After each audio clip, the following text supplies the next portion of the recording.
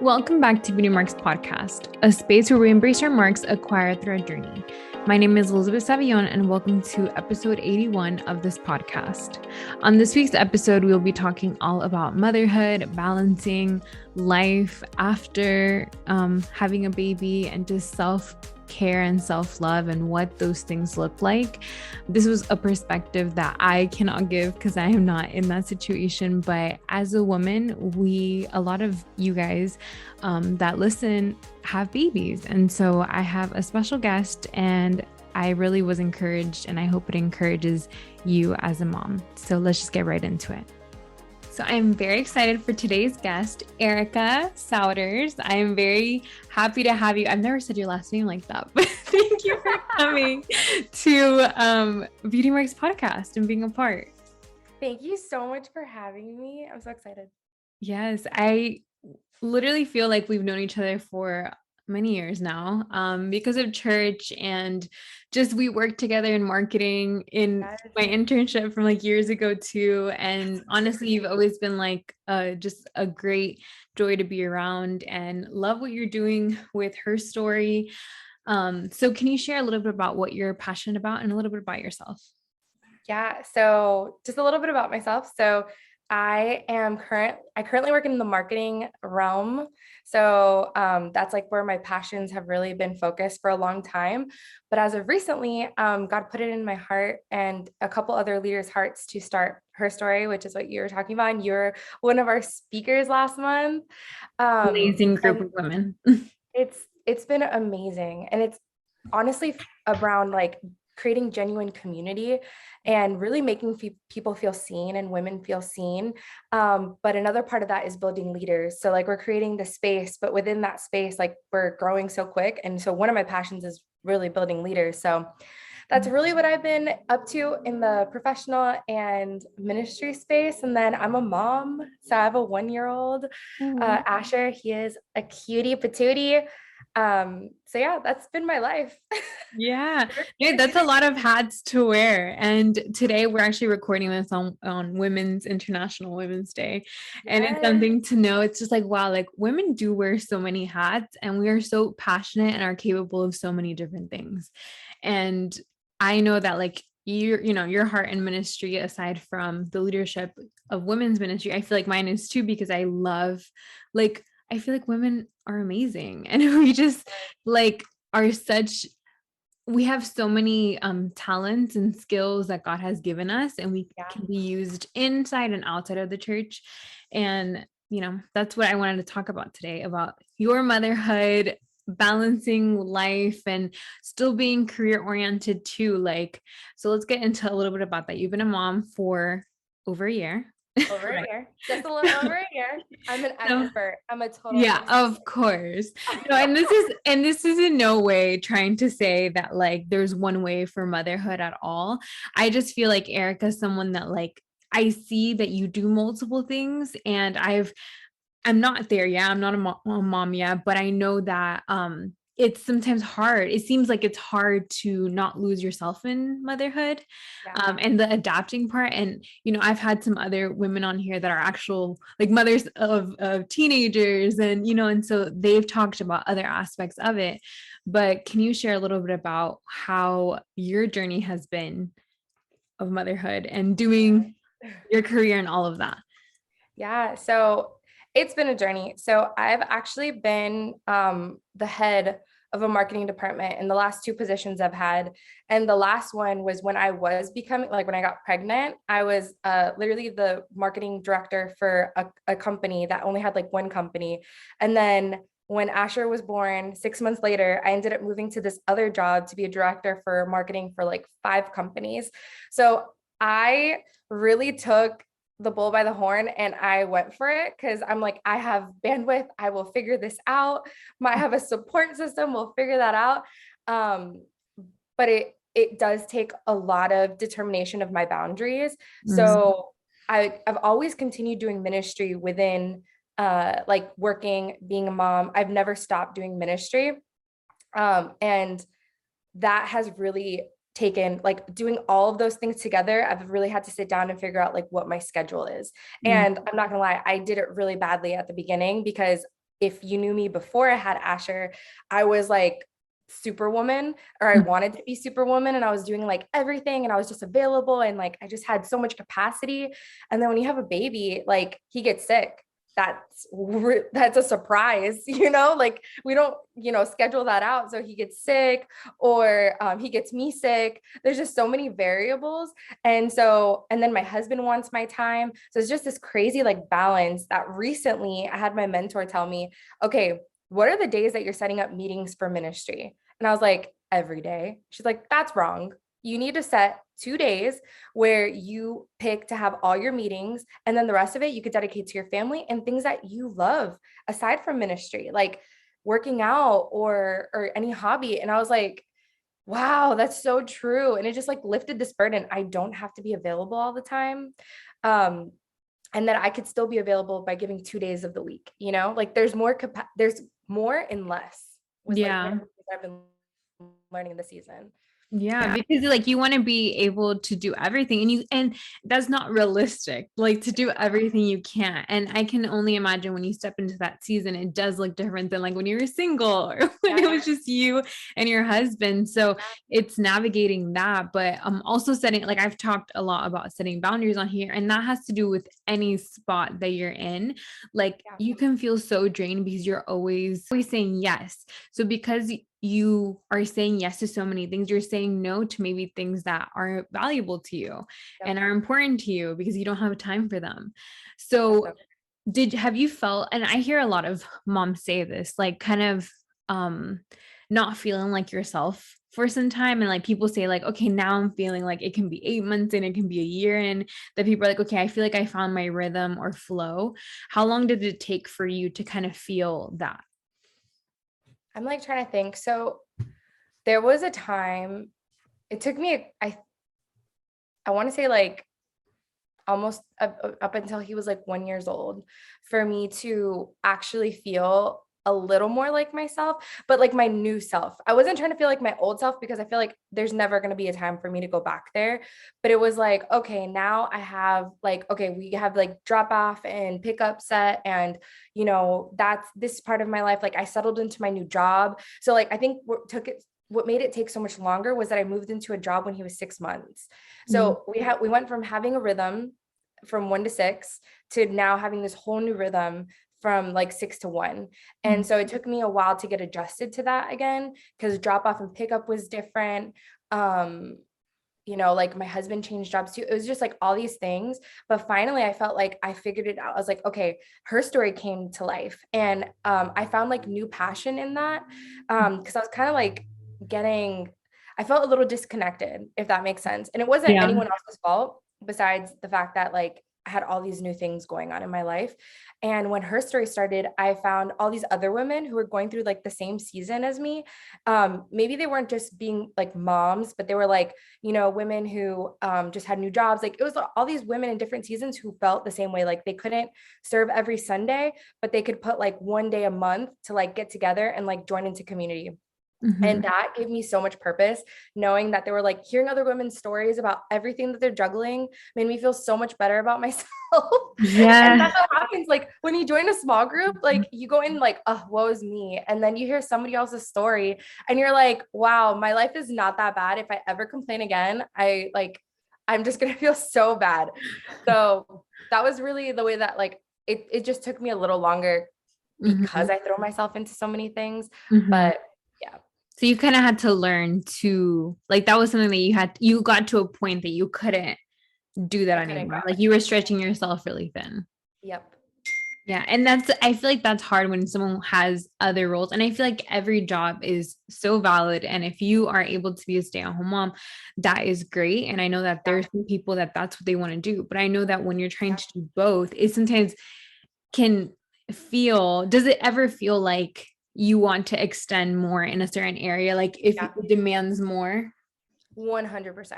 Like the one place I had a really hard time with boundaries was with her story, because it Mhm. was growing, and it is growing so quickly that was a place where I wish I just had more time in the day. Like I wish it was like 30 hours in the day, so that like when Asher goes to sleep, I still had like way more hours. Mhm. But that was unrealistic because, there's 24, and let's come back to life, Erika. Let's come back to earth.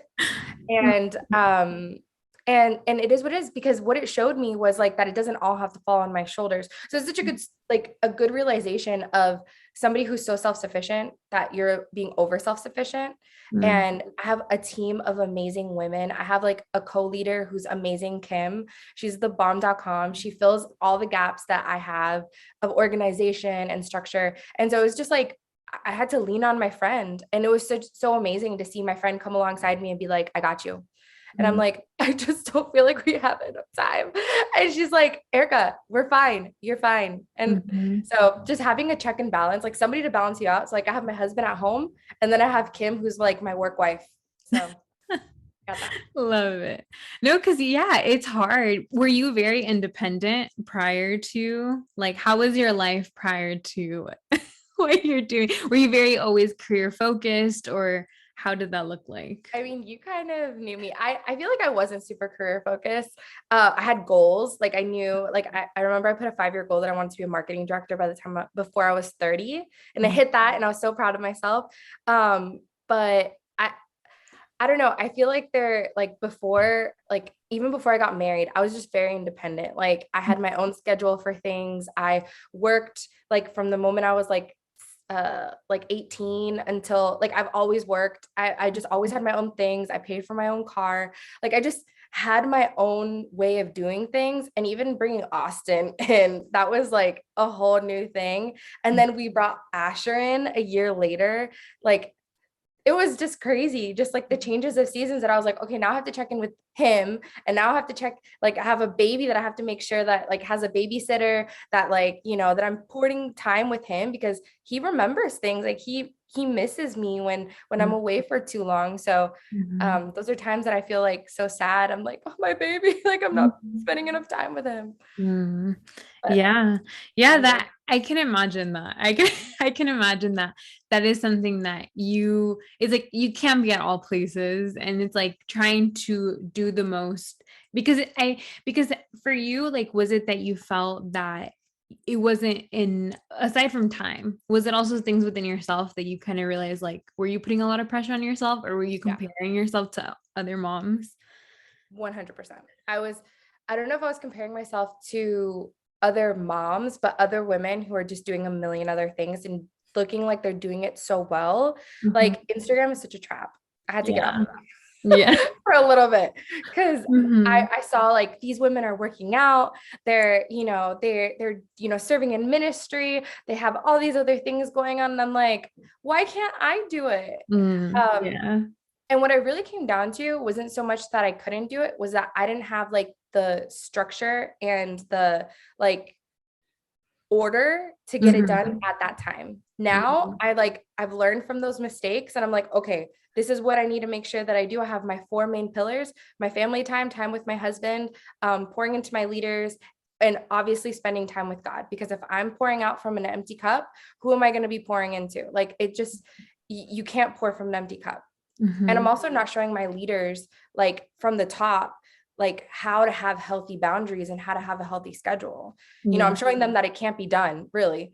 I Mhm. really had that realization. I was like, I'm setting a bad example. No, I mean, because it's like you want to be able, it comes from a good place because you're like, Yeah. I'm showing up, but it's like you're like how you said it, it's like you're pouring from an empty cup. Yep. How can someone create those boundaries? Like, what did it take for you to kind of be like, okay, because you talked about setting your values. So, how did that look like? So I really had to sit down, because I thought that there was way more pillars that I had. But when it really came down to it, I'm gonna say it, like working out just isn't one of my pillars this season. It's not something that like I'm focused on, because I was beating myself up that I was paying for an Orange Theory subscription and I wasn't using Girl, it. that's expensive. I was beating myself up. I'm like, I got the unlimited Oh high my expectations goodness. over here. I'm like, I'm going to use this more than 3 times a week. Duh. No, it wasn't. And then I had my husband, hey, babe, are you going to the gym? And I'm like, I don't need that stress in my life. Like, Yeah. so I realized in the season, that's just not my main focus. My main focus right now is I want to make sure that he feels like cared for and not like he's getting my last, because at one point he really did feel that way. And it wasn't on purpose. It's just that I'm so like giving that when I came home, I was exhausted. And he's like, I feel like you have no energy for me. So I set that as like my number one, because he's my partner. And then my number two is I want to be there for Asher. So I need to set those boundaries now of like spending time with him, quality time with him. And then my other one is obviously spending time with God, because the healthier I am with my relationship with God and like spending time in his word, the healthier I am as a leader for everyone else, for my husband, for my son, for my Her Story leaders, for work. So that one's a pillar. Like I cannot like go a day without that. Yeah. And then my last one is that I have 4 core leaders that I pour into, and I want to be intentional with them. So that's like my other one. Like those are my 4 people. There's so many people that ask me for mentorship and I have to say no, but I don't say no like I can't do it. I'm like, hey, so the next, like this person is actually available on the team and I think they'd be an amazing fit. Like I redirect it because I don't want anyone to feel like I'm just unavailable. It's just that in this season I have to say no. Yeah. Yeah. And you're doing them a service too, because you wouldn't want to promise like, oh yeah, I'm going to mentor you. And then it's like, you don't have time for it. And you don't you're not intentional about it. And all of that, which is not your fault. It's just that's the reality of when we run ourselves thin. How do you feel like you have been able, you talked about even the working out part, which is so real, it's true that even though the aesthetic person, sometimes people make this as like, you're working out, you're eating this, you're doing this, and you have the glow up body after you have your bounce back, body. The bounce back body. Like I see that on like social media. I'm like, that's a lot of pressure. That's a lot of pressure. 100%. How have you been able I was Googling how to lose weight breastfeeding. Oh my goodness. So real. How many calories do I burn? Like, how long should I do this for? Yeah. Yeah, because you see them, people are like, oh yeah, back to my size 2 jeans. And you're like, I'm like, not back. But I love how you said that. Yeah. I love how you said. So how did you get there? Because I have moms that listen to my podcast and they have little ones at home. And I remember I got this question, but I can't answer from that perspective. So it was like how to love yourself and your body after a baby and how to like accept yourself. That is such a good question because so when I was in high school, I had huge like body image issues. Like I would literally cry in the mirror. And back then when I look at myself, I was like, that was the skinniest I ever was. It's always like that. When Facebook reminds me, I'm like, oh no. Stop reminding me. But I honestly had horrible body image issues. And so as I got older, in the last like 5 years, God really changed my heart because I was looking at myself and being so hard on myself for not having these abs and not being fitter. And it really hit me that it was like, who do you want to look good for? Like, what is like, who's giving you this perception of beauty? And it was like, obviously like, oh, these Instagram models or like these magazine models or artists. And I really felt God put in my heart, like, that's not how I see you. Like, you are beautiful. I made you. I knit you together, like, uniquely. Like, I made you. Like, you are my masterpiece. And I know how silly that must sound to somebody who's like, oh, of course, like, you think that.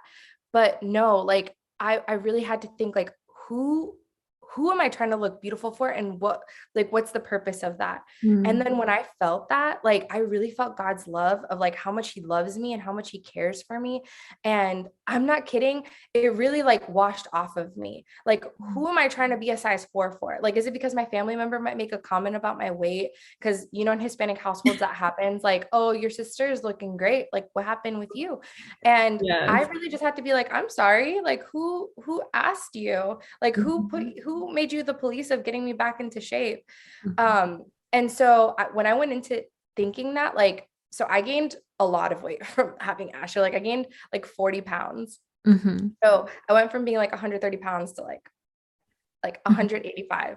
And Mm-hmm. so that's over that. So over that. Mm-hmm. And I just had to like be okay with it. I stopped looking at the like weight, Mm-hmm. and I'm just like, I'm gonna be happy in this moment. Like, being miserable when you're feeling overweight or whatever just makes you gain more weight. Like, it really does. Like, to me, it makes me like be anxious, and I start eating more. So I told myself, I'm like, I'm going to enjoy this time with my son. I'm going to enjoy my body for what it just did. And the weight just started coming off. I'm nowhere near where I was. I went from like a size 4 to a size 8, and I'm in a size 8 right now, and I feel amazing. Like, I never thought that I would say that, because I was always like, I need to be a 4 always. And Yeah. I feel great. I feel empowered. Like, my husband like loves me, and like he's like, girl, you look good. And that's all I need, you know? Mm-hmm. Yeah. So it's really about reminding yourself, who are you trying to look good for? Mm-hmm. Who has this weight limit on you? And when you realize that, and when you spend time in the word and how much he made you, like how perfectly he Mm-hmm. made you, like you can't hate this. Like, you're God's masterpiece. And I just had to remind myself over and over again, I'm God's masterpiece. He made me unique and beautiful, and I'm meant to be this way. So Mm-hmm. that's really, Yes, mic that's really drop. I it. love that. I love that. And I know that maybe some people that have experienced the insecurity of that, like that stuff sometimes that you hear from when you're little, and that's like an Yeah. insecurity from a long time. But it's like for moms, you guys literally created life. Like it's like a whole nother world. You Like created you a have human. literally brought, yeah, you brought in a whole nother human.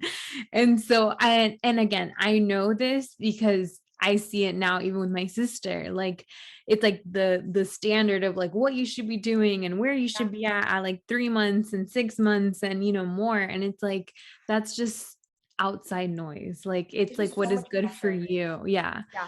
And how you feel. Most importantly, baby or no baby, also it's how you feel. If you're healthy, if you feel good, and it's like what are your intentions of that? Because it's like you can be your quote unquote goal weight and be miserable. Like I've been there, For and real. Let's it's say like that. an obsession. Like I was talking to my friend the other day that I'm like, it's the weirdest thing, like being in a bigger size of pants now. I have felt less pressure than I did when I was a size 4. Like when I would literally weigh myself every day, like, oh, 2 more pounds. Oh, Yep. gotta lose. Oh, then going back 2 pounds and then going up 2. And it's just like an obsession, literally Yes. an obsession, a very unhealthy, toxic obsession. 100%. I can relate to that. And like, there's freedom in like not caring anymore, but that's not saying like, oh, eat a whole thing of cookies. Nobody's saying that. Do Yeah. things that make your body feel good. Like, Yeah. good food makes your body feel good, but does that have to be your obsession? Like, can you not have a cheesecake when you go out to dinner with your friends and be happy with it? Mhm. Because there was a time where I'd be like, I can't eat a cheesecake. Like, I'm sorry. I can't, I'm going to feel like crap. And now I eat my cheesecake and I love it. Yeah. Like that's some good cheese. That's some good cheesecake. Yes. No, I'm glad that you gave that perspective because I know that there's someone that needs to hear that and be reminded. And even for yourself, like what are things that you do for yourself to not lose yourself in motherhood and in that life? So I really enjoy my silence. I never thought that I would, because I used to always keep myself so busy, but now I really enjoy my silence. So, and when I mean silence, I mean just alone time. So sometimes I'll just be sitting there reading a book. Like I have my Kindle and I love it. Sometimes I get tired of the Kindle and I just want to listen to something. So I do Audible. I've read like 5 books this year, and That's it's amazing. literally March. It's Mm-hmm. never happened. Like this is me like setting my boundaries, and I was able to read books. Mm-hmm. I was single and I couldn't finish books. Like, like, and now I have a baby and I have all these things, and I'm able to read a book that gives me a new perspective, that makes me like, gives me ideas for things. And that's Mm-hmm. where I get like ideas and just, I don't know. It's just like, I love that time. That's where I get centered. So Mm-hmm. there's nothing else that I do besides that quiet time. And Mm-hmm. that'll be spending time with the Lord. That's reading a book, that's listening to a book, that just things that like help develop me. Mm-hmm. And what about community? Because I know that you have her story, and somebody might be asking, like, how do you even have time though for like friends?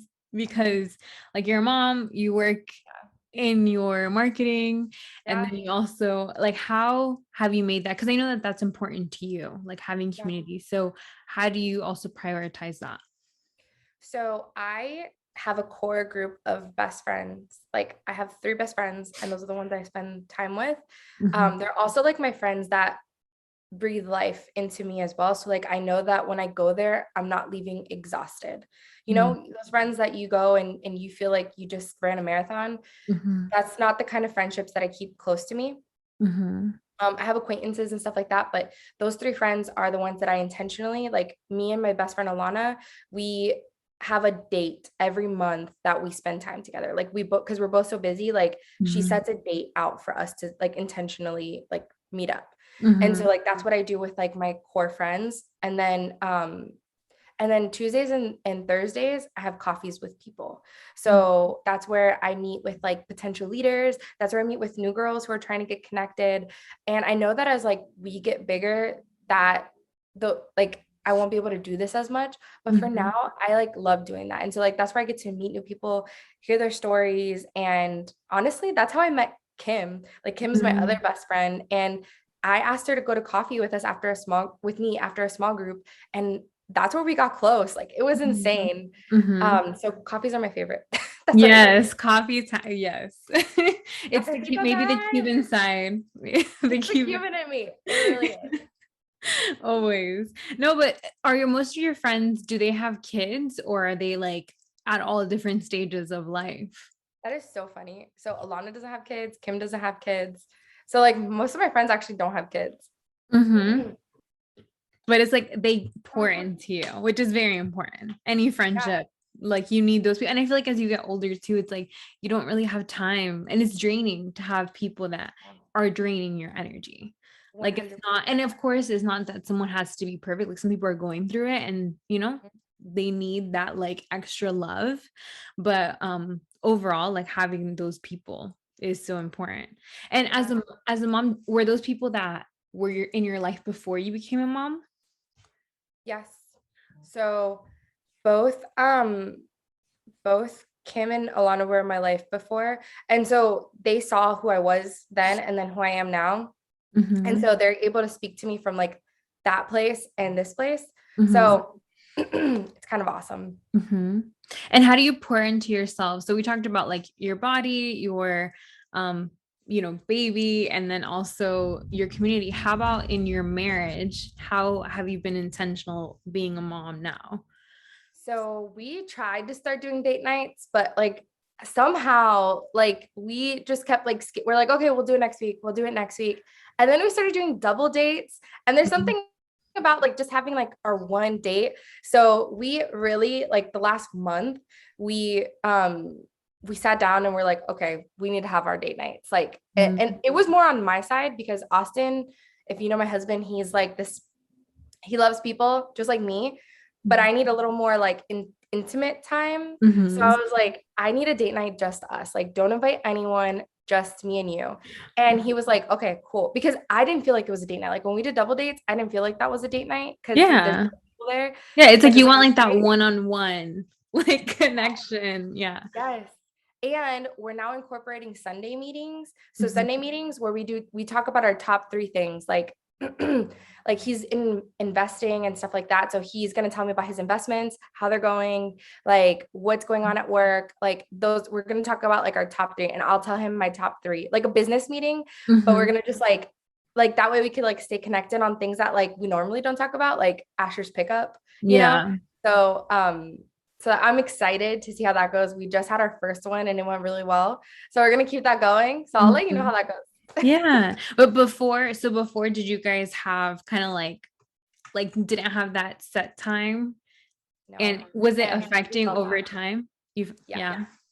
We 100% felt that. Like because there were times where we're kind of like not growing apart, but like we're disconnected. And I'm like, why are we so disconnected? And it was like down to like, we haven't spent any quality time together. You know, we get home, we eat and sleep. We go home, like go to work, go home. So we're like in this routine. And I feel like that's, you know, the biggest thing. So it's like setting that time apart for that intentional time. Because like what you said is so important. Like marriage is something that like that should be first, like your first ministry, and then it's like your kids, and of course like God, but it's like then after that then you fill in all the other cups that you have. How about for ways for yourself professionally? Like do you still have those dreams, and like what fuels those dreams that you have?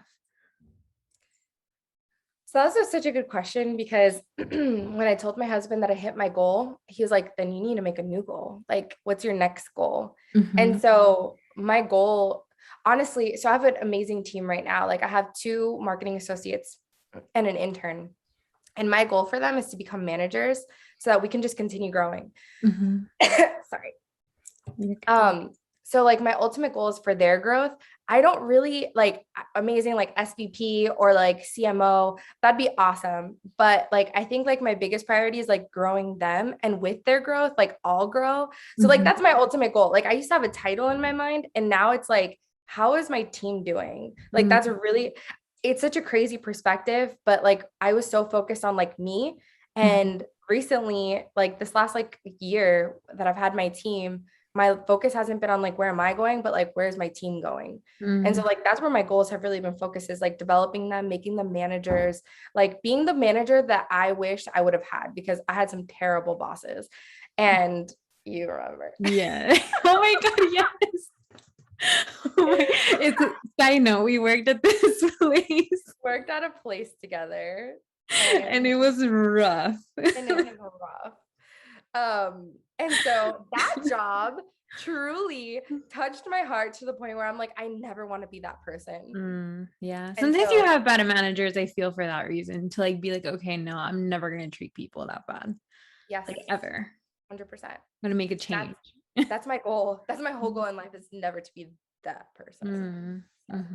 Have you found have you found it intimidating being like a woman in the role that you are, or has this place kind of embraced that and given you that space? Being a woman in a director position is never easy. It really isn't. A lot of the places that I've worked for have had a lot of like male heavy directors. And this position has been the one that's been a good mix. Like we have multiple directors. I'm not the only female director. So there were other women already who paved the way in the company for me to come in. But it can be kind of, I mean, in this role, I don't feel that, but in other places, it's been like fighting for people to validate my opinion in my space. So that's always been the challenge. And then also like the value of yourself. I believe that like men like really ask for what they want and just ask for it unapologetically. And so I've really had to learn to be unapologetic about like what I truly believe in, like my worth, and like what I believe as far as like the direction of my department and stuff like that. And just putting my foot down for what I believe. And it's really worked. I feel like when I do that, when I walk in there and I'm like, hey, this is the plan A, B, and C, and this is why, I feel like it's very respected. But I also believe that that's because of where I am, because this job has been, they knew my value coming in. And so they were like, we respect what she has to say and they listen. So it's not always like that for everyone. It wasn't like that in my previous jobs, but it's like that here. Yeah. So it's like, that's a positive change. And Was. I feel like that environment, a lot of people don't talk about that much, but it's like that environment does affect, I feel like, the growth of sometimes, especially as women, that we might feel because we're scared to ask for the raise or we're scared to have that 100%. conversation. And it's like, no, like men ask for their raise, women need to ask for their raise. Like I learned that very hard in one of my first jobs out of college. I was like, oh, they're paying me benefits. They're paying, so I like, yeah, like I just thought differently than what I do now. And I'm like, and then when I got into the job, I found out that I could have made $4 more an hour if I would have asked. That is mind blowing. Like mind blowing. One time I went in for a review and they were like, oh, we're only going to give you a 4% raise. And I was like, okay. Like, I was like, okay, a raise is a raise. And I didn't realize that I could have negotiated my raise for the amount of work I was doing. My boss, God is so good. My boss was like, actually, we're going to give you a 10% raise.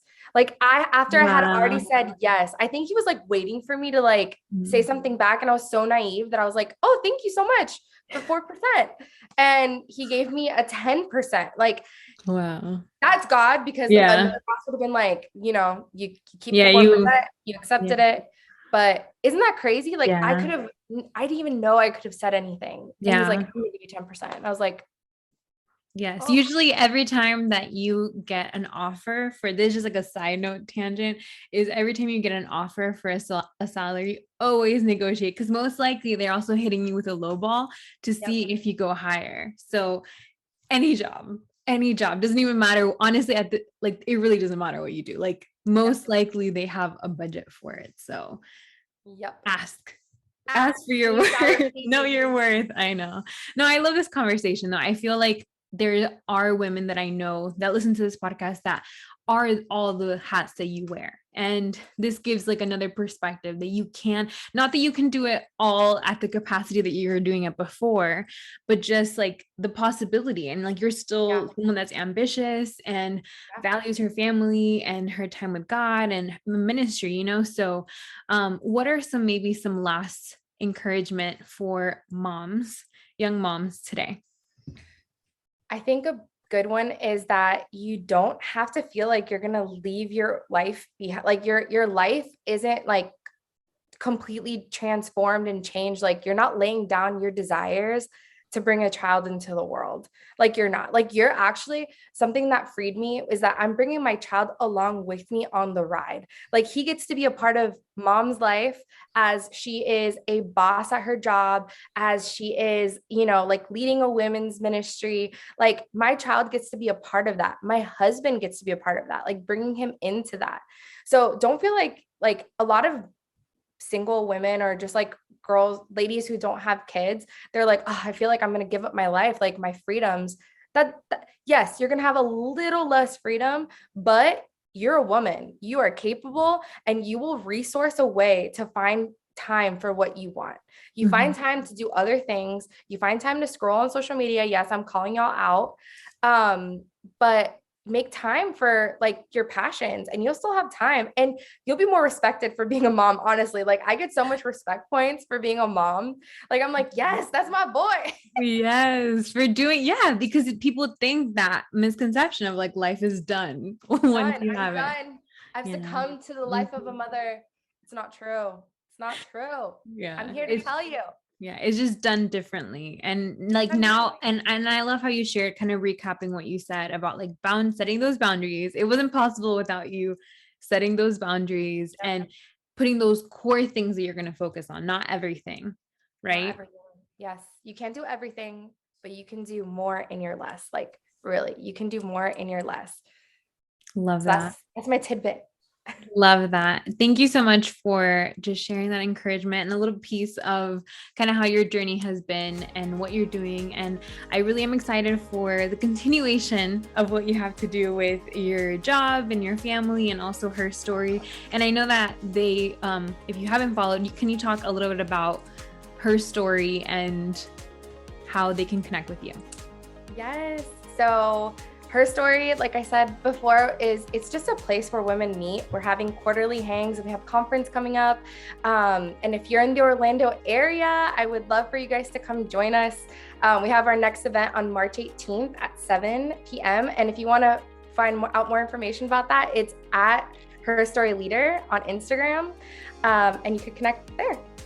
Awesome. Thank you, Erika. And where can they connect with you for social media or to ask you questions? Yeah, so you can definitely connect with me at Erika Souders, at Erika Souders on Instagram. Awesome. Thank you so much, Erika. I know that you encouraged someone today, and thank you so much for you coming on Beauty Marks Podcast. Thanks, Liz. Thank you so much for joining me on this week's episode. I hope you enjoyed and were encouraged in this week's episode. Make sure to subscribe to this podcast. Follow me at Elizabeth Sabi, and I will see you guys next week.